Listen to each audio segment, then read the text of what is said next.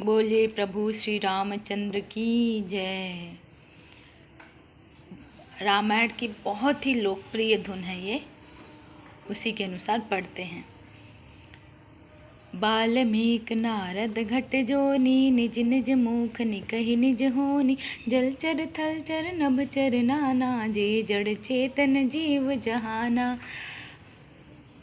इसका अर्थ है, वाल्मीकि जी, नारद जी और अगस्त जी ने अपने अपने मुखों से अपनी होनी जीवन का वृत्तांत कही है। जल में रहने वाले, जमीन पर चलने वाले और आकाश में विचरने वाले नाना प्रकार के जड़ चेतन जितने जीव इस जगत में हैं।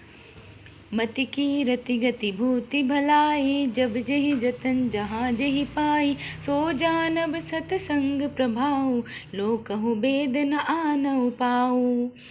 उनमें से जिसने जिस समय जहाँ कहीं भी जिस किसी यत्न से बुद्धि, कीर्ति, सद्गति, विभूति, ऐश्वर्य और भलाई पाई है, सो सब सत्संग का ही प्रभाव समझना चाहिए।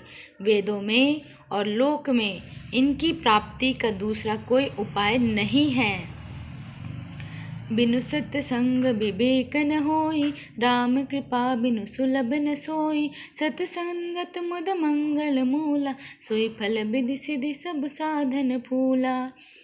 इसका एक अत्यंत सुंदर एक और धुन है, वो आपको पढ़कर सुनाते हैं। बिनु सत्संग विवेक न होई, राम कृपा बिनु सुलभ न सोई। राम सिया राम जय जय राम। सत्संगत मुद मंगल मूला, सोई फल सिद्धि सब साधन फूला। राम सिया राम जय जय राम। सत्संग के बिना विवेक नहीं होता और श्री राम जी के कृपा के बिना वह सत्संग सहज में मिलता नहीं है। सत्संगति आनंद और कल्याण की जड़ है। सत्संग की सिद्धि ही फल है, सत्संग की सिद्धि प्राप्ति ही फल है और सब साधन तो फूल हैं। सठ सुधरि सत्संगति पाई, पारस परस को धातु सुहाई। विधि बस सुजन कुसंगत पर ही, फनि मनि सब निज गुण अनुसर ही। दुष्ट भी सत्संगति पाकर सुधर जाते हैं। जैसे पारस के स्पर्श से लोहा सुहावना हो जाता है, सुंदर सोना बन जाता है। किंतु दैव योग से यदि कभी सज्जन कुसंगति में पड़ जाते हैं तो वे वहाँ भी सांप की मड़ी के समान अपने गुणों का ही अनुसरण करते हैं। अर्थात जिस प्रकार सांप का संसर्ग पाकर भी मड़ी उसके विष को ग्रहण नहीं करती तथा अपने सहज गुण प्रकाश को नहीं छोड़ती, उसी प्रकार साधु पुरुष दुष्टों के संग में रहकर भी दूसरों को प्रकाश ही देते हैं। दुष्टों का उन पर कोई प्रभाव नहीं पड़ता। विधि हरिहर कवि को विदबानी, कहत साधु महिमा सकुचानी। सो मोसन कहीं जात न कैसे, साक बनिक मनि गुण जन जैसे।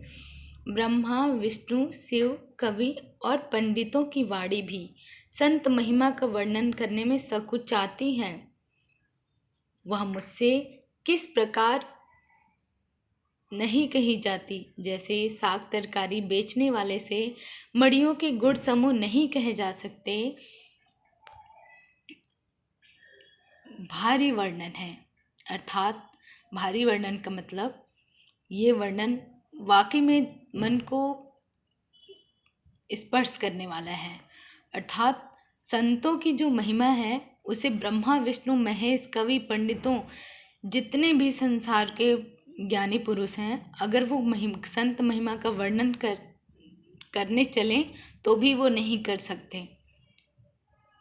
तो मैं कैसे कर सकता हूँ?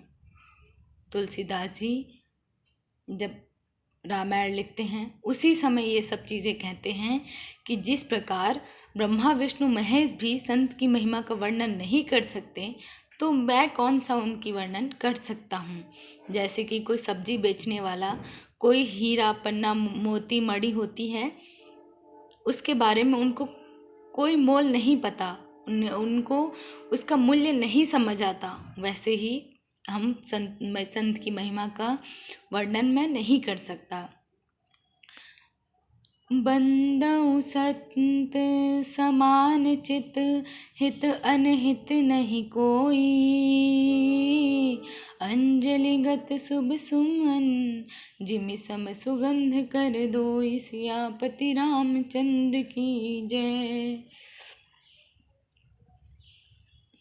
मैं संतों को प्रणाम करता हूँ, जिनके चित्त में समता है, जिनका न कोई मित्र है न शत्रु।